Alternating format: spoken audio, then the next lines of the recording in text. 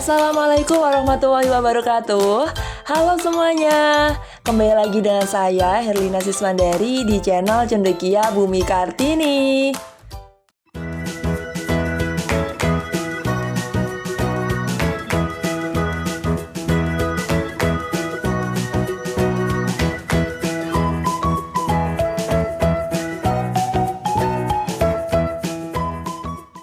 Oke, di video kali ini kita akan bahas lagi nih contoh soal resmi TKA jenjang SMP dan MTS tahun 2026 dari web Pusmendikbud ya. Jadi tunggu apa lagi, langsung saja kita bahas. Oke, kita mulai dari soal nomor 6. Nah, di soal nomor 6 ini kompetensinya mengenai perbandingan senilai dan berbalik nilai ya. Oke, kita baca dulu soalnya. Nah, ini soal nomor 6, ini soalnya panjang sekali ya teman-teman. Kalau kalian misalnya nanti pas TKA nemu soal seperti ini, itu kalian baca secara sekilas, langsung ke inti permasalahannya aja atau inti soalnya aja ya. Biar nanti waktunya kalian tuh nggak habis untuk membaca soal gitu ya. Oke, di sini ada proyek renovasi gedung di mana kita langsung saja ke inti permasalahannya, yaitu ini ya. Berdasarkan perencanaan awal, renovasi gedung dapat diselesaikan oleh 12 pegawai dalam waktu 60 hari. Jika manajer memutuskan untuk menambah jumlah pegawai menjadi 18 orang, agar pekerjaan lebih cepat selesai, maka waktu yang diperlukan untuk menyelesaikan renovasi tersebut adalah, oke, di sini mengenai perbandingan ya. Nah, sebelum saya bahas soal ini, kita ingat kembali apa sih perbandingan senilai sama berbalik nilai itu. Jadi, perbandingan senilai adalah kalau misalnya kita punya dua unsur nih atau dua variabel ya kan. Kalau misalnya unsur yang satunya tuh bertambah, maka satunya lagi juga bertambah. Begitupun sebaliknya, kalau satunya berkurang, maka yang satunya lagi juga ikut berkurang. Itu kalau perbandingan senilai ya. Sedangkan kalau perbandingan berbalik nilai, itu berarti sebaliknya teman-teman. Jadi kalau satunya bertambah, justru satunya itu berkurang. Begitupun sebaliknya. Nah, di soal ini, ya kan, di sini tadi tentang pegawai, ya kan? Ada dua unsur pegawai sama waktu ya. Oke, kita tulis dulu yang diketahui. Di mana di sini yang pertama adalah jumlah pegawainya. Dan yang kedua adalah waktunya. Nah, tadi di perencanaan awal itu diselesaikan oleh 12 orang dalam waktu 60 hari. Nah, kemudian kalau misalnya diselesaikan 18 orang, waktunya tuh berapa hari? Nah, di sini kalau jumlah pegawainya itu semakin banyak atau jumlah pegawainya ini bertambah, tentu pekerjaannya akan lebih cepat selesai ya, sehingga waktunya akan semakin sedikit. Nah, sehingga di sini ini adalah perbandingan berbalik nilai nih. Nah, untuk menyelesaikan perbandingan berbalik nilai berarti di sini untuk yang unsur pegawai itu kita buat perbandingannya berarti kan 12/18. Sama dengan, nah untuk yang waktunya ini kita balik teman-teman. Jadi bukan 60 per X ya, tapi X per 60 gitu. Jadi kalau perbandingan berbalik nilai itu salah satu unsurnya itu perbandingannya kita balik gitu ya. Nah, kemudian ini kita bisa kalikan silang. Jadi 18 kali X sama dengan 12 kali 60. Sehingga X-nya adalah 12 kali 60 per 18. Sehingga di sini bisa kita coret-coret ya kan. Di sini 60 sama 18 bisa kita bagi 6 ya. 60 bagi 6 dapat 10, 18 bagi 6 dapat 3. Sedangkan 12 sama 3 ini bisa kita bagi 3 teman-teman. 12 sama 3 ya. 12 bagi 3 dapat 4, 3 bagi 3 dapat 1. Sehingga 4 kali 10 adalah 40. Nah, jadi jika jumlah pegawainya adalah 18 orang, maka pekerjaannya akan selesai dalam waktu 40 hari. Sehingga jawabannya adalah yang B. Oke, gitu ya. Kita lanjut ke soal berikutnya. Oke, untuk soal berikutnya masih terkait dengan proyek renovasi gedung ya. Nah, ini kita baca dulu soalnya. Proyek renovasi suatu gedung sekolah harus selesai paling lambat dalam waktu 60 hari. Masih sama seperti soal yang pertama ya. Jadi targetnya adalah 60 hari. Nah, kita langsung saja ke soal inti. Rencana awal renovasi gedung dilakukan oleh 15 pegawai. Namun, pada 10 hari pertama hanya 10 pegawai yang bekerja, karena sebagian lainnya harus beristirahat. Setelah hari ke-10, seluruh pegawai, yaitu 15 orang, kembali bekerja. Berdasarkan situasi tersebut, tentukan benar atau salah untuk setiap pernyataan berikut tentang penyelesaian renovasi gedung tersebut. Oke, di sini kita tulis dulu ya. Tadi rencananya adalah 60 hari oleh 15 pegawai ya. Jadi 60 hari itu diselesaikan oleh 15 pegawai. Nah, untuk 10 hari pertama diselesaikan oleh 10 pegawai. Kemudian setelah hari ke-10 berarti sisanya diselesaikan oleh 15 orang pekerja ya. Nah, dari pernyataan yang pertama dulu, sisa pekerjaan yang harus diselesaikan setelah hari ke-10 adalah setara dengan pekerjaan 800 hari penuh yang dikerjakan oleh satu orang. Nah, kalau seperti ini kaitannya dengan beban kerja teman-teman. Jadi, untuk mencari sisa pekerjaan, ya kan? Untuk beban kerjanya, tadi 60 hari itu diselesaikan oleh 15 pegawai ya. Jadi tinggal kita kalikan aja 60 kali 15, yaitu 900. Ini adalah beban kerja dari awal sampai akhir, ketika tadi diselesaikan oleh 15 pegawai. Nah, di 10 hari pertama itu hanya diselesaikan oleh 10 pegawai kan? Berarti ya 10 kali 10, berarti 100. Nah, berarti sisa pekerjaannya berapa? Sisa pekerjaannya berarti adalah 900 dikurangi dengan 100 gitu ya. Jadi beban kerja yang awal tadi dikurangi dengan 10 hari pertama yang sudah dikerjakan tadi. Berarti hasilnya adalah 800. Nah, berarti sisa pekerjaan yang harus diselesaikan beban kerjanya adalah 800 nih teman-teman. Nah, kita cek dari pernyataan pertama tadi setara dengan 800 hari penuh yang dikerjakan oleh satu orang ya. Dimana 800 hari penuh dikali satu orang kan berarti 800 juga ya. Sehingga pernyataan yang pertama ini adalah benar gitu ya. Karena sisa pekerjaannya sama nih, yaitu 800 beban kerjanya gitu ya. Nah, kemudian yang B, selama 10 hari pertama proyek mengalami ketertinggalan jadwal yang setara dengan hasil kerja 5 orang selama 10 hari. Nah, tadi 10 hari pertama itu kan hanya 10 pekerja ya. Dan di sini target awalnya tadi 15 pekerja nih. Kalau 15 pekerja bisa selesai tuh 60 hari, tapi ini hanya 10 pekerja. Berarti di sini tentunya pasti proyeknya mengalami ketertinggalan jadwal ya, yang setara dengan 5 orang selama 10 hari. Karena di 10 hari kan cuma 10 pegawai ya. Harusnya kan 15 pegawai ya. Jadi di sini tentunya pernyataan yang kedua ini benar. Nah, ini pernyataan yang kedua ini kita tinggal pakai logika saja ya, teman-teman. Logikanya tadi ya targetnya harusnya 10 hari itu dikerjakan oleh 15 orang kan. Nah, ternyata malah 10 hari awal itu malah dikerjakan 10 orang. Pastinya ya berarti ya kita mengalami ketertinggalan nih dengan setara dengan hasil kerja 5 orang karena selisihnya kan 5 ya selama 10 hari gitu ya. Oke, yang C, agar renovasi tetap selesai tepat waktu, manajer cukup mempekerjakan kembali 15 pegawai semula tanpa perlu menambah tenaga kerja tambahan. Nah, tentunya yang C ini salah. Kenapa salah? Karena di sini tadi kan yang 10 hari itu hanya 10 pegawai, padahal harusnya kan 15 pegawai. Jadi pastinya ada keterlambatan ya untuk penyelesaian pekerjaannya, dan agar selesai tepat waktu pastinya manajer harus menambah pegawainya. Sedangkan di sini yang pernyataan C ini justru malah manajer tidak menambah tenaga kerja ya, sehingga pasti pernyataan C ini salah gitu ya. Oke, kita lanjut ke soal berikutnya. Oke, untuk soal nomor 8, ini masih tentang proyek renovasi gedung ya. Oke, kita bahas.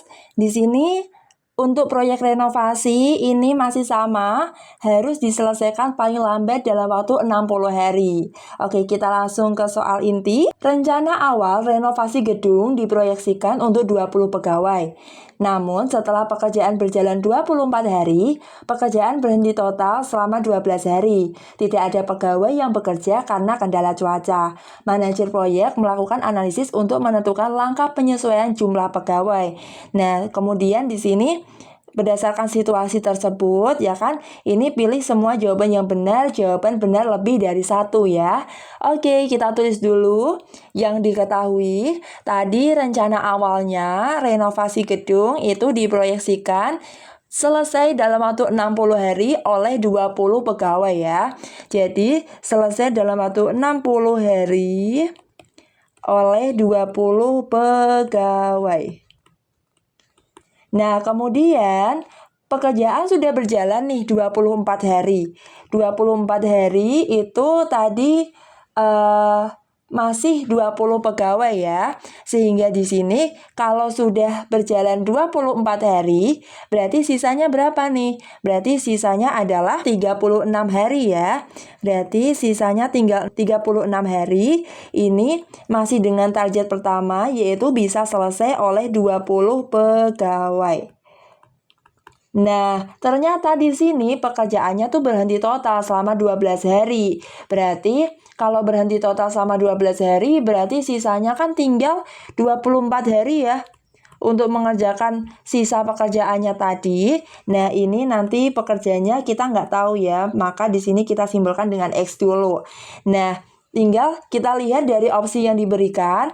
Yang pertama, sisa waktu efektif yang tersedia untuk menyelesaikan seluruh pekerjaan adalah 24 hari. Nah, kita lihat tadi sisa waktunya tinggal 24 hari ya untuk menyelesaikan sisa pekerjaannya. Berarti di sini pernyataan yang pertama adalah benar. Oke, kita ke pernyataan yang kedua. Beban pekerjaan yang masih tersisa setara dengan hasil kerja 20 orang selama 60 hari. Nah, ini kalau kita lihat ini tanpa kita hitung, kita tahu ya kalau ini tuh salah. Kenapa? Karena tadi kan 20 orang itu bisa menyelesaikan selama 60 hari. Dan di sini yang ditanyakan adalah beban pekerjaan yang masih tersisa. Dan tadi itu kan sudah dikerjakan nih selama 24 hari. Tentunya sisanya akan lebih sedikit ya. Atau di sini kalau misalnya kita hitung, jadi beban kerja awal atau beban kerja seluruhnya itu kan tadi diselesaikan selama 60 hari oleh 20 pegawai. Berarti kan beban kerjanya itu 1.200 ya. Nah, di sini sudah dikerjakan selama 24 hari, ya kan? Berarti yang sudah dikerjakan tadi 24 hari dikali oleh 20 sehingga hasilnya adalah 480. Berarti sisa yang belum dikerjakan ya kan, sisa pekerjaannya adalah ya berarti 1.200 dikurangi 480 kan. Berarti hasilnya adalah 720. Sehingga beban kerja yang tersisa ini 720. Nah, sedangkan yang opsi yang kedua tadi kan hasil kerja 20 orang selama 60 hari. Berarti 20 kali 60 itu kan 1.200. Ya pastinya tentunya ini salah gitu ya. Karena yang ditanyakan adalah beban pekerjaan yang tersisa gitu ya. Oke, kita lanjut yang ketiga. Manajer proyek harus menyiapkan total 30 pegawai agar proyek selesai tepat waktu.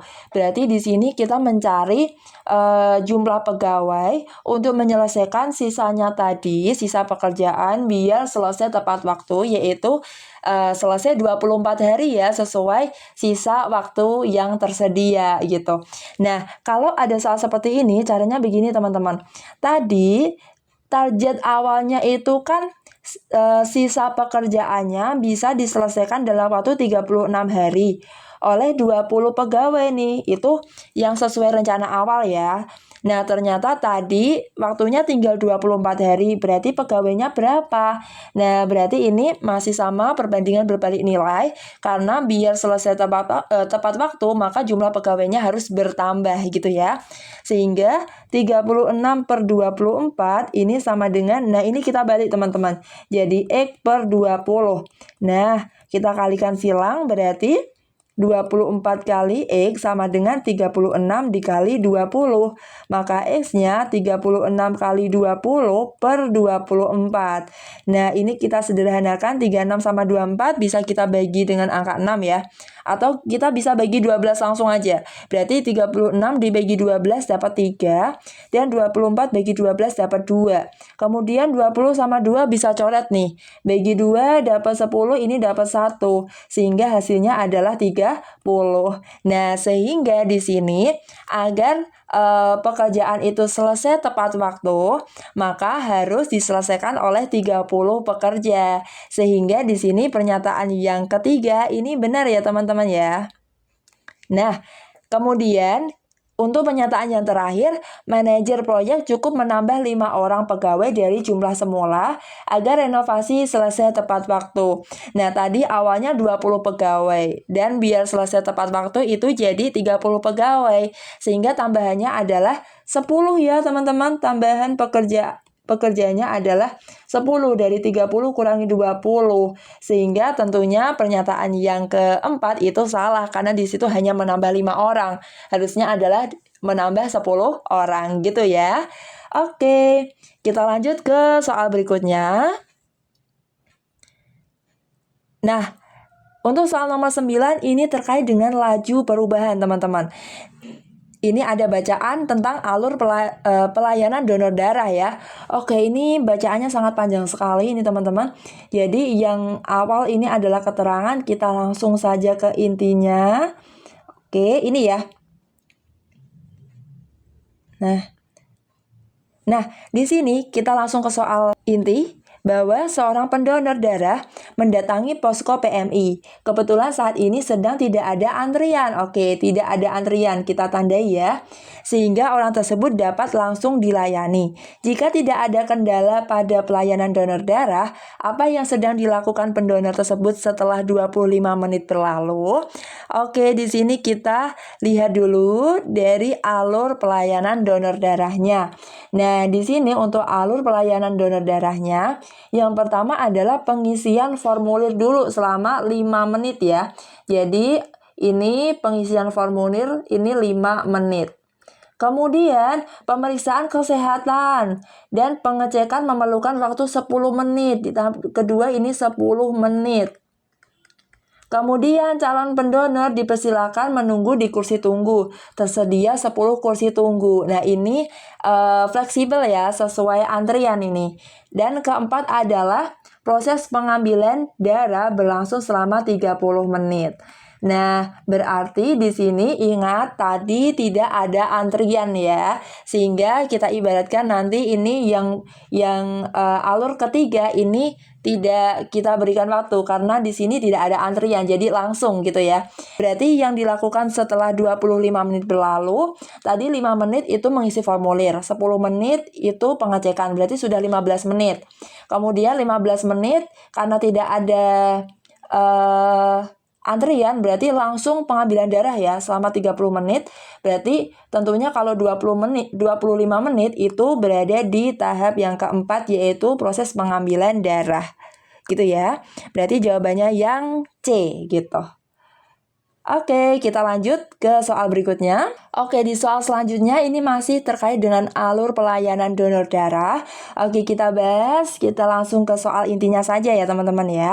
Nah, di sini posko PMI menambahkan 1 tempat lagi untuk proses pengambilan darah dan di tahap pemulihan, sehingga dapat melayani 2 orang sekaligus pada proses pengambilan darah. Pada hari ini saat pukul 11.30 terlihat sudah ada 2 orang yang sedang berada di ruang pemulihan.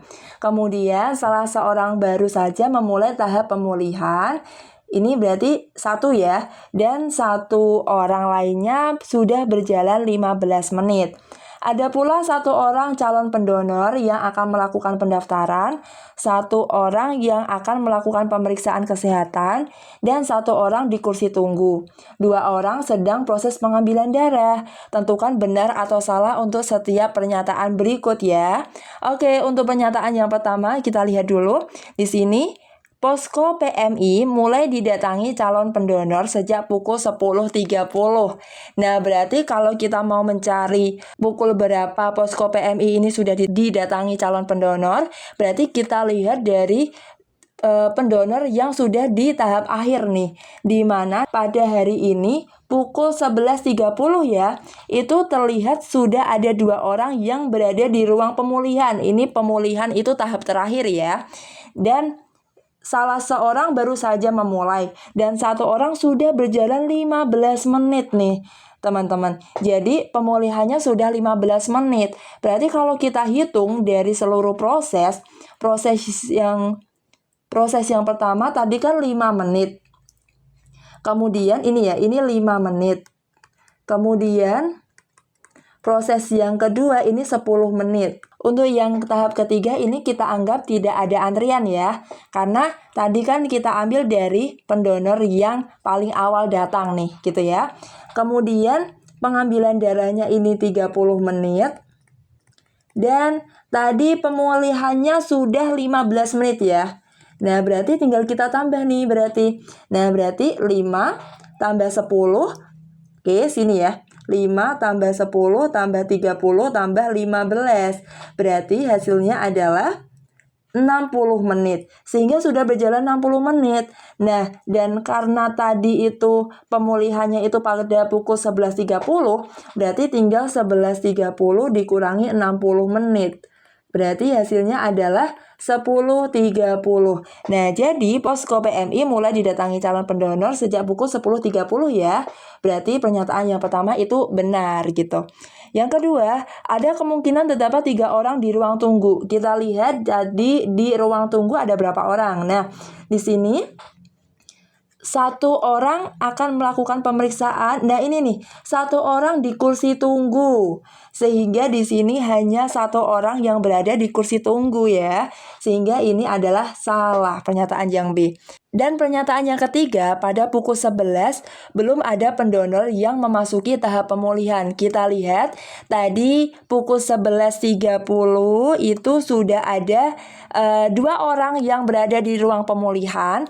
1 orang itu baru masuk ya. Kemudian 1 orangnya itu sudah di tahap pemulihan selama 15 menit. Berarti masuknya adalah pukul 11.15 ya. Nah, sehingga pada pukul 11 itu sudah ada yang memasuki tahap pemulihan atau belum? Tentunya belum, karena tadi orang yang pertama itu masuknya di pukul 11.15. Jadi pernyataan yang C ini benar ya kan? Pada pukul 11 belum ada pendonor yang memasuki tahap pemulihan gitu ya. Oke, itulah video pembahasan contoh soal resmi TKA jenjang SMP dan MTS tahun 2026. Jangan lupa untuk like dan subscribe channel ini biar kalian tidak ketinggalan video terbaru ya. Sampai jumpa di next video. Salam prestasi, kita bisa, kita juara. Sampai jumpa.